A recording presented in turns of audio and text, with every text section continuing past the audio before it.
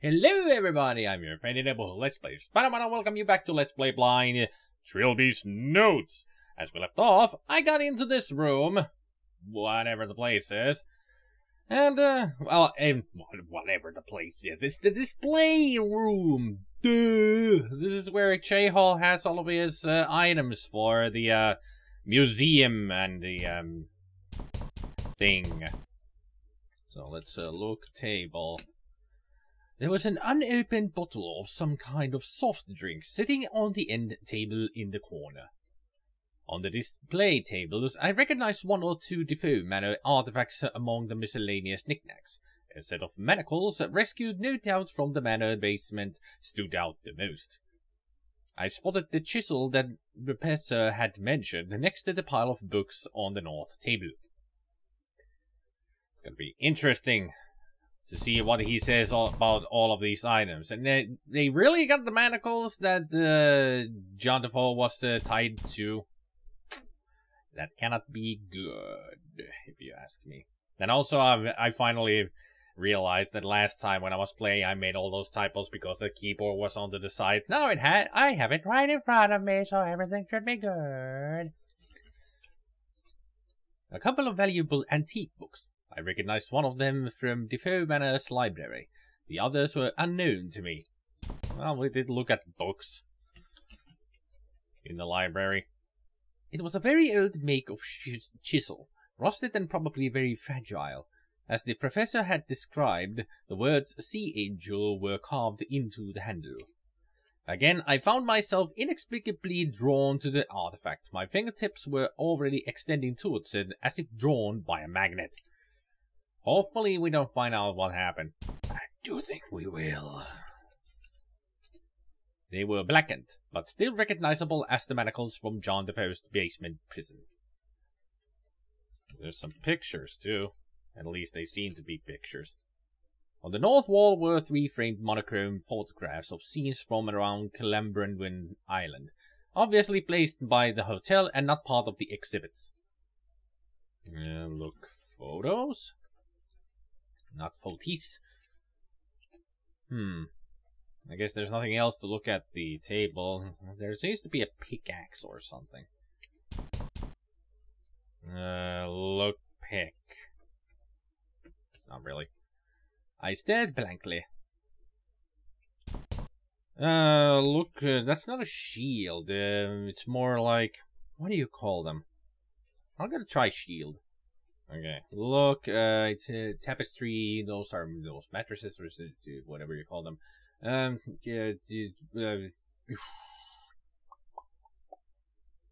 do know the word. It's just out of my mind. It's a shield, but it has that look stuff or Steve. Why can't I remember what that is? Well, let's look at the chair. An involuntary shudder went through me as the recognition dawned. It was the same chair from the living room in Defoe Manor, the room I had opted to sleep in for those 5 days. Yeah. Why can't I remember what you're called? Usually they're called shields anyway.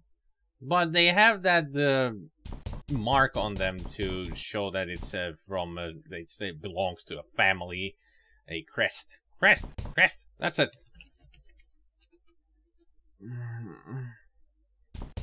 Can I look at the soda bottle? A bottle of Speedy Cola, a brand of highly caffeinated soft drink. The bottle almost full. Someone must have decided it was beyond the limits of their constitution. Well, usually things are, anyway. Touch. Sizzle. That idea. I gotta do it. A loud buzzing played in my ears, and my vision began to cloud as I reached over and laid my hand upon the tool. Ooga booga! Somewhere in the Atlantic, July 25th, AD 1789. Laporta had been a great warrior. In battle, his skill was thought unmatched in all of Africa. He had respect, a great house, a slew of beautiful women, children to make any father proud. But through just one mistake, it had all been torn away. This mistake was in standing by his beloved king when the invaders from the Coastal Kingdom arrived. Now his great house was ruined, his women raped, his children murdered.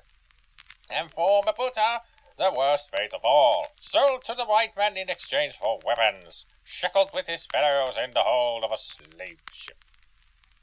Maputa was strong, perhaps he could have lived as a slave, but then came the sickness. A simple fever, no doubt to be gone the next day, but the white men took no chances and threw him overboard. So this is not Amistad. For days Maputa drifted, waiting for the black cloud of death to descend. And I am not sneezing! Oh, don't you hate a cold, especially when you need to do Let's Play videos? Having lost everything, he now sought only the embrace of the deep, a welcome end to a life betrayed. But the end did not come, then. Then when did it come? Turn around, Captain. Voices unfamiliar, speaking an unfamiliar language. Maputa was suddenly terrified that the slavers must have returned, but he was as weak as a newborn, and could not move or speak.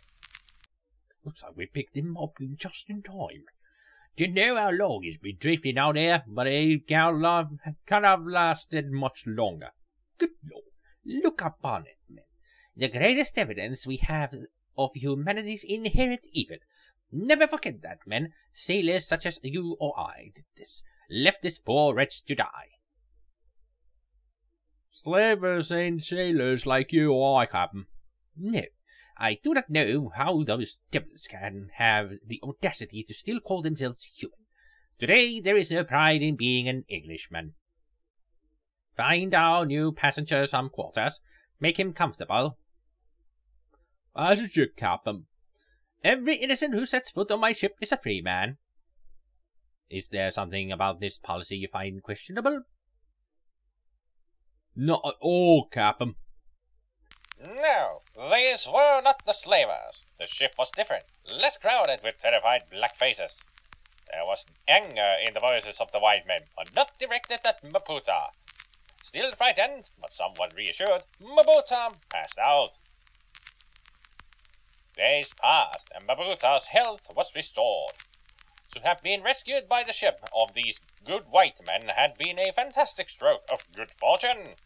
He decided that it had been the will of the gods that he should survive, and that proper thanks would be in order. An idol, that was the answer. If he could just find some suitable wood and sharp blade, he would carve the finest idol of his life. So he's responsible for making the idol that causes all this soul capturing and soul transferring and pretty much the demise of John Defoe. I guess if it is a holy artifact, I guess it didn't begin as an evil artifact, but it became evil somehow. And we are here to find that out. And what did Maputa do next? Final. The Sea Angel was a small clipper built for speed and the fast delivery of cargo. It was late in the evening and there were few crewmen on deck. You didn't understand the word, man. Should it be that say Maputa didn't understand the word men? Men. How did I just knew it would say that. I just knew.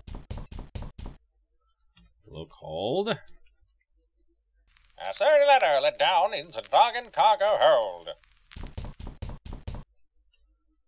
Talk to men. Talk about freedom. Whatever. Let's see what we find here. There were several crewmen tending to the ship scattered around the deck.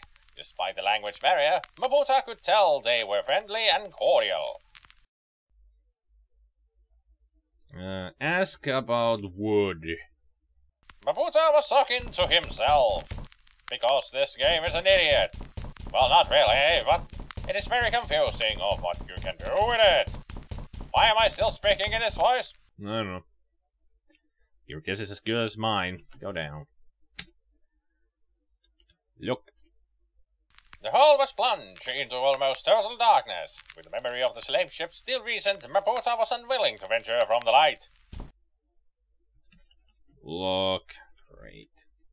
A large crate was sitting in the shaft of the light, with letters stenciled on that Mabuta did not recognize. It was cheaply made, with poor quality nails, and some of the boards looked ready to fall off. All wood. You would pull some wood. Mabuta couldn't do that just then. Pull boards. Pull boards. Mabuta wasn't sure how to. It says O'Malley Shipping on it, apparently. Go up. Maybe the guy who was fixing this lifeboat here will give us a chisel. Talk, man. Mabuta could not understand the white man's language. Any communication would have to be non-verbal. Ask about chisel. I wonder how you're gonna do this. I mean, there's no real indication on how you can do this. Inventory? How can I, Trilby, possibly have known what Mabuta was carrying that day? Well, thinking that he just survived from drowning, he's carrying absolutely nothing. So there's nothing that way. 1 or 2 wooden barrels were scattered around the convenient ridge. Open barrel. Mabuta had no means to do so, and it would have been impolite. Oh, that's true. At least he's being polite. Thought I saw something over there.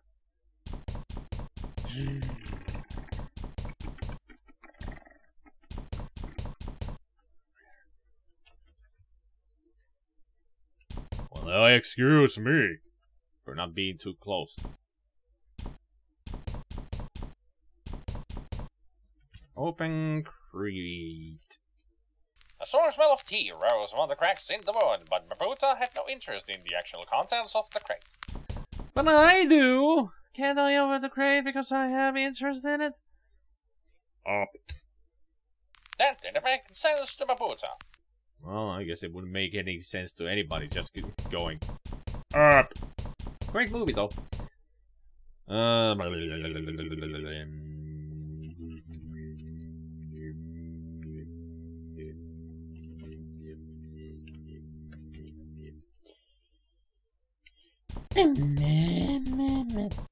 What can I do here? Is there anything I can do here? A little jolly boat was here, apparently undergoing some repairs. You really think so? Can I look at repairman? I cannot type today. Or ever.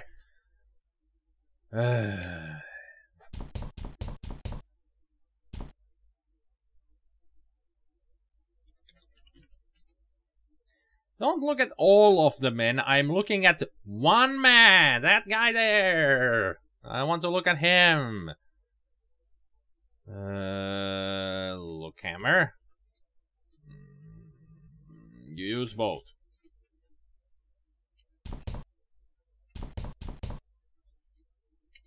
I should probably be more specific. With what?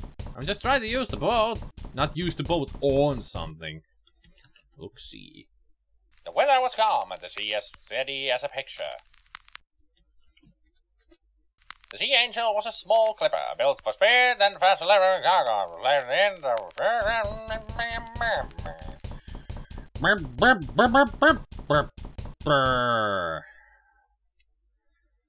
Go to cabin. I don't know what I'm supposed to do.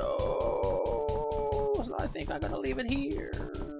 I know it's a short video, but seriously, I don't know what to do. What am I supposed to do? I cannot talk to anybody or do anything. Is there any kind of help? No. Nothing helps.